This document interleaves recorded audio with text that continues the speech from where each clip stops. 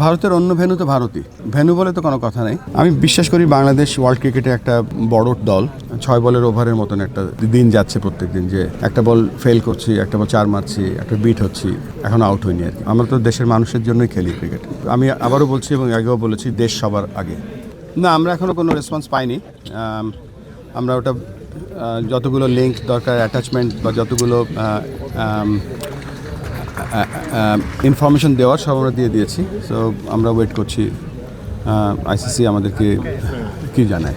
বুলবুল ভাই, আপনার সবসময় বলেছেন আসলে দেশের স্বার্থে কখনো আপোষ করবেন না। আসলে আপনি শেষ পর্যন্ত ওই স্ট্যান্ডেই থাকবেন কিনা, এবং মানে যদি বলা হয় যে ভারতের অন্য ভেন্যুতে খেলতে, আপনাদের সিদ্ধান্তটা কী হবে? ভারতের অন্য ভেন্যু তো ভারতই। সো ভেন্যু বলে তো কোনো কথা নেই। তবে আমাদের যেহেতু আপনারা জানেন যে আমরা এই বিশ্বকাপের ব্যাপারে একক সিদ্ধান্ত নিচ্ছি না। আমরা গভর্নমেন্টের সাথে আমরা আলোচনা করে সিদ্ধান্ত নেব, এবং যেখানে আমরা দাঁড়িয়েছিলাম এখন সেখানেই আছি।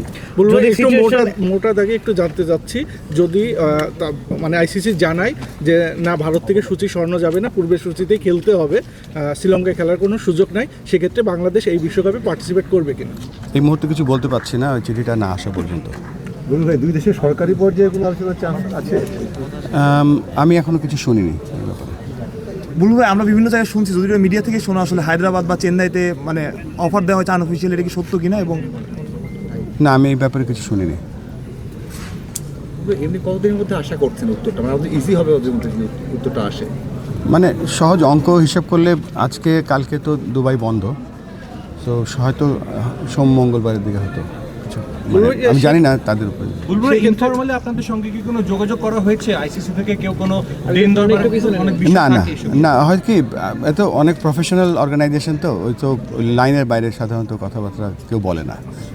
বুলবুল ভাই, বাংলাদেশ যদি শেষ পর্যন্ত যেখানেই যাক, যদি খেলতে যায়, আসলে প্রিপারেশন কতটুকু নেওয়া, যতটুকু মানে যেগুলো প্রিপারেশন থাকে বাইরের আর কি, লজিস্টিক্যাল বা এই যে মনে করেন ভিসা বা জার্সি টার্সি সব মিলে কি অবস্থান বাংলাদেশ ক্রিকেট বোর্ডের মানে বিশ্বকাপ? সবথেকে বড় প্রস্তুতি সেটা হচ্ছে যে টিম সিলেক্ট করা। তো টিম সিলেকশন হয়ে গিয়েছে আর কি। আমাদের তো 26 তারিখে বাংলাদেশ এই ক্ষেত্রে আপার হ্যান্ডে আছে। মানে এখন যে আইসিসির সঙ্গে যে নেগোসিয়েশন, এখানে অনেক কথা শোনা যাচ্ছে, কিন্তু বাংলাদেশকে ছাড়া বিশ্বকাপ হবে, মানে এটা কি আপনারা মনে করছেন কিনা যে রিয়েলিস্টিক না, মানে বাংলাদেশকে ছাড়া হওয়া সম্ভব না? কারণ বাংলাদেশ একটা বিরাট রেভিনিউ জেনারেট করে সব দিক থেকেই, মানে আপনার কি মনে হয়? আমি বিশ্বাস করি বাংলাদেশ ওয়ার্ল্ড ক্রিকেটে একটা বড় দল, একটা ফুল মেম্বার, এবং এটা কিন্তু গত 25 বছর ধরে, বিশেষ করে বাংলাদেশ গত 10 বছর ধরে যেভাবে আপনি দেখেন, আমরা চ্যাম্পিয়ন্স ট্রফিতে সেমিফাইনাল খেলেছি, আমরা 2015 বিশ্বকাপে 50 ওভারের বিশ্বকাপে আমরা কোয়ার্টার ফাইনাল খেলেছি, 2019 যে ইংল্যান্ডে বিশ্বকাপ হয়েছে সেখানে আমরা ট্রিমেন্ডাস ক্রিকেট খেলেছি। সো সব কিছু মিলিয়ে বাংলাদেশ অবশ্যই একটা বড় দল, এবং আমরা বাংলাদেশকে ভাবি যে বিশ্বের অন্যতম একটা সেরা দল, এবং এই T20 বিশ্বকাপে যেহেতু এটা সাবকন্টিনেন্টে হচ্ছে সেটা আমাদের জন্য একটা বড় অ্যাডভান্টেজ। সব কিছু মিলিয়ে আমরা সবসময় বলে থাকি বাংলাদেশ একটা এক্সাইটিং ক্রিকেটিং টিম। তো এই বিশ্বকাপেও বাংলাদেশ ইনশাল্লাহ ভালো খেলবে। মুস্তাফিজকে কি ফিরতি অফার দেওয়া হয়েছিল, এমন একটা গুজব ছড়িয়ে? না না, আমাদের সাথে কোনো আলোচনা, এটা সম্পূর্ণ একটি ফেক নিউজ ছিল।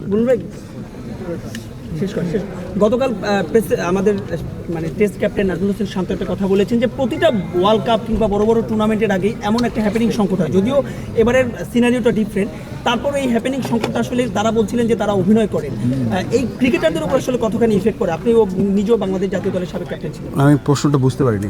গতকাল নাজমুল হোসেন শান্ত তিনি প্রেস মিটে বলেছিলেন যে প্রতিটা বড় বড় আইসিসির ইভেন্টের আগে, সেটা বিশ্বকাপ বা চ্যাম্পিয়ন্স ট্রফি, কোনো না কোনো একটা ইস্যু বড় হয়ে দাঁড়ায়, এবং যার ফলে ক্রিকেটারদের মাঠের পারফরমেন্স নন ক্রিকেটিং ইস্যু। আমি এরকম কিছু এক্সপিরিয়েন্স করিনি আসলে। তামিম ভাইয়ের একটা ইয়ে নিয়ে বোর্ড ডিরেক্টরদের একজন একটা কমেন্ট করেছে, অনেক কথা হচ্ছে, আপনি এরপরে ফলো আপ করছেন কিনা বা কী ধরনের ডিসকাশন হয়েছে ডিরেক্টরের সাথে?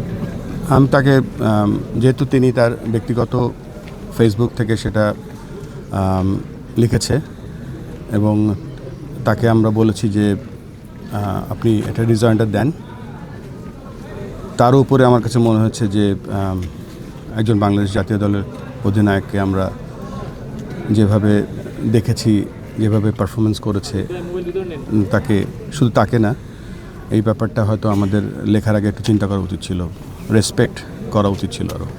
আপনারা যে মূল কারণ পত্রিকা একটা রিজয়েন্ডার দেয় সেটা একটা মানে এটা কেমন একটু এক্সপ্লেইন করবেন এটা তো তার ব্যক্তিগত ব্যাপার, আমার বলার দরকার বলেছি আর কি। মানে কারণ দর্শনের একটা ইনফর্মাল থাকে, একটা ফর্মাল। আপনারা কি ফর্মাল চ্যানেলে চেয়েছেন না ইনফর্মালি চেয়েছেন? তিনি নিজেও তো একজন ডিরেক্টর, তো আমরা আমাদের বোর্ড মিটিং আছে 24 তারিখে সম্ভবত, তখন আমরা ব্যাপারটা নিয়ে আরও খোলাখুলি আলোচনা করবো নর্মালি তো আমাদের 26 তারিখে ইন্ডিয়া যাওয়ার কথা ছিল যদি সব ঠিক থাকতো ইনশাল্লাহ। এখন এই মুহূর্তে যদি আমাদের ইন্ডিয়াতে না যাই সেক্ষেত্রে আমাদের কি বিকল্প কোনো প্ল্যানিং আছে কিনা? এ ব্যাপারে কিছু মন্তব্য করতে পারছি না এখন। বুলু ভাই, আপনার পার্সোনাল জায়গা থেকে একটু যদি মানে আপনি নিজে আগে আইসিসিতে কাজ করেছেন, বোর্ডের প্রেসিডেন্ট হয়েছেন প্রায় 1 বছর হলো, এই যে এখনকার যে সময়টা সেটা কি আপনার জন্য সবচেয়ে চ্যালেঞ্জিং, মানে আপনার প্লেইং লাইফ বা মিলিয়ে এখন যে নেগোসিয়েশনটা আপনি করছেন বা যে চ্যালেঞ্জিং? 1 বছর হয়নি, 6.5 মাস চলছে। আর আমি মনে হয় অল্প সময়ের মধ্যে 2 টার্ম করছি। সো চ্যালেঞ্জিং অ্যাকচুয়ালি এই কাজটা আমি আসার আগে যেরকম ভেবেছিলাম সেরকম না, এটা কমপ্লিটলি ডিফারেন্ট কাজ। আমি তো উন্নয়নের কাজ করতাম, ক্রিকেটের সাথে কাজ করতাম, বাট এই কাজটা ইজ কমপ্লিটলি ডিফারেন্ট ওয়ার্ক। তো শিখছি প্রত্যেক দিন, প্রত্যেক কয়েক ঘন্টা ভালো থাকি তো কয়েক ঘন্টা খারাপ থাকি, একটা দিন ভালো থাকলে আরেকটা দিন খারাপ যায়। সো এটা একটা সম্পূর্ণ একটা 6 বলের ওভারের মতন একটা দিন যাচ্ছে প্রত্যেক দিন, যে একটা বল ফেল করছি, একটা বল 4 মারছি, একটা বিট হচ্ছি, এখন আউট হয়নি আর কি। বুলবুল ভাই, আমার একটা প্রশ্ন ছিল যে এই যে একটা ইস্যু এসেছে, ক্রিয়েট হয়েছে, এরপরে তামিম ইকবালকে নিয়ে কমেন্ট করলেন নাজমুল ইসলাম, বোর্ড পরিচালক, সব কিছু মিলিয়ে পুরো পরিস্থিতিটা নিয়ে বিসিবিকে একটু চাপে আছে সব কিছু মিলিয়ে। মানে জনগণের একটা চাওয়া আছে, ক্রিকেট বোর্ডের একটা চাওয়া, ক্রিকেটাররা ওয়ার্ল্ড কাপ খেলতে চায়, সেটা ভারতে না, এটা দেশের মানুষ চায়, সব কিছু মিলিয়ে এই ইস্যুতে আপনারা কি কিছুটা চাপে আছেন ক্রিকেট বোর্ড? চাপে বলবো না, ফেস করছি সব কিছু এবং একটু শিখছি আমরা, তবে চাপ বলবো না। এটা 25 জন সোলজার একসাথে কাজ করছি, 25 জন ডিরেক্টর একসাথে কাজ করছি, সাথে আপনারা সকলে আছেন।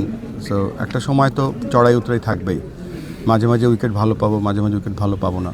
সো সবাই মিলেই চেষ্টা করছি ভালো ক্রিকেটের দিকে এগিয়ে যায়, ভালো ক্রিকেট এবং ক্রিকেট পরিবেশ সৃষ্টি করার জন্য। আরেকটা বিষয়, পুরো দেশের মানুষ আপনাদের এই স্ট্যান্ডে আপনাদের পাশে আছে। আপনারা যে ভারতে খেলতে যেতে চাচ্ছেন না, দল পাঠাতে চাচ্ছেন না, দেশের মানুষ এটাতে অনেকে সমর্থন দিচ্ছে, যদি আমরা বলি মেজরিটি, এটা কি আপনাদেরকে সাহস দিচ্ছে একটু বেশি? ইয়েস, দিচ্ছে। আমরা তো দেশের মানুষের জন্যই খেলি ক্রিকেট, এবং আমি আমি আবারও বলছি এবং আগেও বলেছি, দেশ সবার আগে। এই ক্ষেত্রে প্লেয়ারদের কোনো মতামত আছে? প্লেয়াররা তো আমাদের কন্ট্রাক্টেড প্লেয়ার, এবং প্লেয়াররা তো ধরেন দেশের জন্যই খেলে সকলে। Thank you. আজকে স্কুল ক্রিকেট সম্বন্ধে আপনাদের কিছু জানান নাই, বা আজকে পাইলট কিন্তু খুব ভালো একটা প্রোগ্রাম করেছে রাজশাহীতে, এবং পাইলটের যে ইনোভেশন আমাদের ব্রিলিয়ান্ট। সো আমাদের যে রিজিয়নাল সেন্টারগুলো শুরু করছি, তার প্রথম উদ্যোগ সিলেটে, আপনারা জানেন মাত্র 4টা জেলা, এখানে 4টা জেলা দিয়ে আমরা এই পাইলট প্রোগ্রামগুলো রান করছি। এবং এখানে যদি আমরা এই 4টা জেলার মধ্যে যদি আমরা ভুল করি, সেখান থেকে শিখতে পারবো। তবে দেশব্যাপী আমরা চেষ্টা করছি এই রিজিয়নাল সেন্টারগুলো যত তাড়াতাড়ি আমরা এস্টাবলিশ করতে পারি, এতে করে আমরা যেন প্রত্যেকটা ক্রিকেটারকে একটি সুযোগ দিতে পারি যে কীভাবে বাংলাদেশ জাতীয় দলে খেলার পাথওয়েটা একটা দেখাতে পারি। রাজশাহীতে কয়টা স্কুল? রাজশাহীতে 25টা স্কুল নিয়ে ওটা শুরু করছে, বাট রাজশাহী এটা সম্পূর্ণ পাইলটের উদ্যোগ, এবং খালেদ মাসুদ তিনি উদ্যোগ নিয়েছেন। ক্রিকেট বোর্ডের সম্পৃক্ততা কম এখানে, বাট ক্রিকেট বোর্ডের উদ্যোগে যখন আমরা রাজশাহী রিজিয়নাল সেন্টারটা করব, তখন আরও বড় করে করবো। বুলবুল ভাই, অনূর্ধ্ব 23 দল আপনি একটু আগে বলেছেন, এটা নিয়ে একটু জানতে চাচ্ছি। এখানে আসলে আমাদের তো বাংলাদেশ টাইগার্স একটা আলাদা কমিটি আছে, কিছু খেলোয়াড় রয়েছে, তাদের কার্যক্রম চলে 3-4 মাস, এইচপি আছে, সেটা আবার এ দলও আছে, সেটার মধ্যে আন্ডার-23 এটা ফ্যাসিলিটি এটা আমরা কিভাবে এবং কারা থাকবে? খুব ভালো কথা বলেছেন, যে আমি যদি উপর থেকে দেখি, আমাদের একটা এস্টাবলিশ জাতীয় দল আছে। জাতীয় দল কিন্তু 3টা ফর্ম্যাট খেলে, টেস্ট, T20, 50-50। তো টাইগার্স যেটা ক্রিকেট, আমাদের টাইগার্স টিমটা হচ্ছে যারা নাকি প্রিপারেশন নেয় বিভিন্ন ফর্ম্যাটে খেলার জন্য। যেমন ধরেন টেস্ট ম্যাচ চলছে, কিন্তু সিরিজে আমাদের T20 এবং 50-50 ক্রিকেট আছে, সেই টাইগার্সটা হচ্ছে সেইটাকে সাপোর্ট দেয়। আমাদের একটা A টিম আছে, যারা জাতীয় দলে ঠিক নিচের টিম। আমাদের একটা হাই পারফরমেন্স টিম আছে, যেখানে সব ট্যালেন্টেড ক্রিকেটাররা আসে। বাট রিসার্চ করে আমরা দেখেছি যে আন্ডার-19 এবং হাই পারফরমেন্সের মাঝে একটা বড় গ্যাপ আছে। সেখানে আমরা আন্ডার-23 একটা প্রোগ্রাম চালু করতে যাচ্ছি, যেটার নাম হয়তো বাংলাদেশ একাডেমির আদলে থাকবে, যেখানে তারা কীভাবে মিডিয়া হ্যান্ডেল করতে হয়, কীভাবে ইন্টারভিউ করতে হয়, কীভাবে টাইম আনতে হয়, কীভাবে একটা ক্রিকেটার হওয়া যায়, সেই লক্ষ্যে এবং তাদের স্কিলটাকে আমরা কীভাবে আরও প্রস্ফুটিত করতে পারি সেই লক্ষ্যে আমরা এই নতুন টিমটা খুব তাড়াতাড়ি চালু করতে যাব এবং আমাদের সম্মানিত ডিরেক্টর আব্দুর রাজ্জাক সেটা লিড করছে। এটা কি তারা কি বাইরে ট্যুরও করবে, যেহেতু আমরা দেখেছি যে এ দল বাইরে ট্যুরে যায়, এবার এইচপি দলকে বাইরে আপনাদের খেলানোর একটা পরিকল্পনা আমরা জানি, তো সেক্ষেত্রে আন্ডার-23 দলটাও কি বাইরে খেলতে যাবে বা তারা কি ম্যাচ খেলবে তাদের? সেই প্ল্যানিংটা এখন হয়নি, তবে হাই পারফরমেন্স নিয়ে আমি একটু বলতে চাই। এখানে হাই পারফরমেন্স একটা হচ্ছে ইউনিট, যে ইউনিটটা আপনি হাই পারফরমেন্সের ট্রেনিং ডিজাইনটা এমন হওয়া উচিত, মনে করেন যে জাতীয় দল 2026-এ ক্রিকেট খেলছে, 2026-এ ক্রিকেট খেলছে, দেখা গেল যে সেখানে টিমের মেন্টাল স্টেটটা হয়তো আরেকটু উন্নয়ন করা উচিত, বা ফাস্ট বোলিং আরেকটু বেটার খেলা উচিত, বা স্পিন আরেকটু বেটার খেলা উচিত। এই যে ফাইন্ডিংসগুলো আছে, এই ফাইন্ডিংসগুলোর অ্যাকচুয়াল ট্রেনিং কিন্তু হাই পারফরমেন্সে হওয়া উচিত, যেখানে নাকি যখন 30-এ বা 32-এ যখন বাংলাদেশ খেলবে এখানে প্লেয়ার রেডি থাকবে। তো এই হাই পারফরমেন্স কনসেপ্টটাই আমাদের রং ছিল, তো সেটা আমরা ঠিক করার চেষ্টা করছি। এটা অনেক কঠিন কাজ। এই কাজটা করতে গেলে প্রথমেই যে জিনিসটা দরকার, প্ল্যানিংয়ের পরে পিপল দরকার, মানে ভালো কোচ দরকার। তো সেই কাজগুলো আমরা করছি। আসলে কাজ করার জায়গা অনেক আছে এবং অনেক সুযোগ আছে, সো চেষ্টা করছি সেই জায়গাগুলো গ্যাপগুলো পূরণ করার জন্য। লাস্ট একটা প্রশ্ন, আপনারা কবে নাগাদ মানে এক্সপেক্ট করছেন? আপনি বললেন কালকে দুবাই বন্ধ, কবে নাগাদ এটা একটা মানে রিজলভ হবে, একটা রেজুলেশন আসার চিন্তা আপনাদের কি থিঙ্কিং? এটা আমি যতদূর জানি তারা খুব প্রফেশনাল অর্গানাইজেশন, তো সো হয়তো সমস্ত ইনফরমেশন, যেমন ধরেন শুধুমাত্র আমাদের চিঠিটার সাথে সাথে কিন্তু আমরা যেই সিকিউরিটি জায়গাগুলো বলেছি, তারা আমাদের সিকিউরিটি ডিপার্টমেন্টের সাথেও যোগাযোগ করেছে। তো বিভিন্ন ইনফরমেশন তারা টেবিলে নেওয়ার পরে আলোচনা করবে আর কি। সো হয়তো they are collecting all the information maybe. তো কালকে তো যতদূর জানি শনি রবি বন্ধ থাকে, সোম মঙ্গলবারের দিকে হয়তো আশা করছি। বাট আমাদের জন্য সময়টা খুব গুরুত্বপূর্ণ, কারণ সময়টা চলে যাচ্ছে। তো সো আমরা খুব মানে চিঠিটার অপেক্ষায় আছি যে কী রিপ্লাই আসে বা কী রিকোয়ারমেন্ট আসে। আসিফ ভাই একটা কমেন্ট করেছে, আপনি দেখেছেন কিনা জানি না, যে বাংলাদেশের জন্য একটা বিশ্বকাপ না খেললে এমন কিছু না, অনেক টুর্নামেন্ট আছে, অনেক খেলা আছে, অনেক বিশ্বকাপ খেলতে পারবো, মানে অনেক নিহত হয়ে যাবে বিষয়টা এরকমও না, অনেক মারা যাবে এরকমও না। আপনারও কি এরকম মনে হয় যে একটা বিশ্বকাপ না খেললে কিছু না? আমি ইনফ্যাক্ট এরকম কোনো মানে পোস্ট দেখিনি বলেছে, বাট মন্তব্য করেছে। বিশ্বকাপ তো একটা সুযোগ, চেষ্টা করবো ইনশাল্লাহ খেলতে, যেন আমরা সব কিছু ঠিক হয়ে যাবে ইনশাল্লাহ। মানে এই ধরনের ব্যাপার এমনিতেই তো আসলে কন্ট্রোলের বাইরে, আপনাদের কন্ট্রোলের বাইরে অনেক ব্যাপার আছে, তারপরে যখন বোর্ড ডিরেক্টররা বিভিন্ন রকমের মন্তব্য করছে, যেগুলো আসলে আপনাদের উটকো ঝামেলা হিসেবে আসে কিনা আসলে সত্যিকার হচ্ছে? No comments. Thank you. আজকে মিটিং ছিল, আমি জানি, আমি চলে এসেছি তো এখানে, আবার চলে যাব যে কোনো মুহূর্তে। আর এটা হ্যাঁ, থ্যাংক ইউ।